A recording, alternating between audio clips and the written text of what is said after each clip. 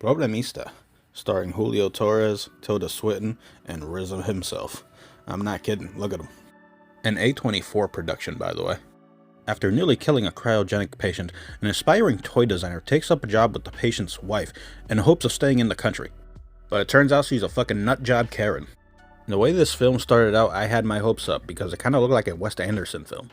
And ever since the Royal Tannenbaums, I was fully on board with Wes Anderson. But this movie tries a little too hard to be Wes Anderson. So much so it crosses the pretentious zone. And in the beginning, this movie gives off a lot of heart. You can tell the director Julio Torres, who also plays the main character, really cares about this project. Here he's applying for Hasbro and we're able to see his ideas as he describes them. Like a Cabbage Patch Kid showing a photo to her friend about a medical issue. Pure gold. But this is a scene where I start to have my doubts about the film.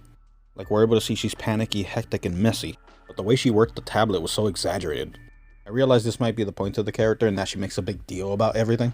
But it showed that in so many other different ways, it just seemed try-hard. That's not a jab at Tilda Swinton, by the way, she's a great actress. However, when the film takes something away, it also gives back. But like I said, the movie's try-hard, so a scene like that doesn't come off so delightful as it seems. But then the movie gives back. During a heartfelt apology, we get this scene of two characters finally seeing eye to eye. By the way, this is what happens when he argues with someone over the phone. Just a funny battle that plays out in his head. Even when the film takes a dark turn, it doesn't give us more than a couple scenes and then dips. But this scene coming up is when I really started to check out. This dream scenario thing is when he's going through Craigslist. However, I found this really creative and interesting. Unfortunately, it was the only highlight of the film. And that's just my opinion. I haven't seen every A24 movie yet, and until I watched this one, I haven't seen one I didn't like. Unfortunately, this movie tries to be too Wes Anderson, too witty, too artsy, too charming, and it ends up being none of that. By the end, the biggest impression this movie had on me was the imagery of RZA digging out Tilda Swinton. And same sex for pay.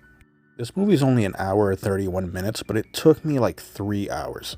At least it felt that way. What would have really helped this movie if the characters were at least likable. In the A24 films I have seen, I realized not all of the characters were likable, and I realized they wanted it that way. But in this one, it would have helped.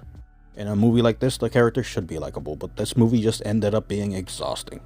I can't recommend this movie, I'm gonna flush this.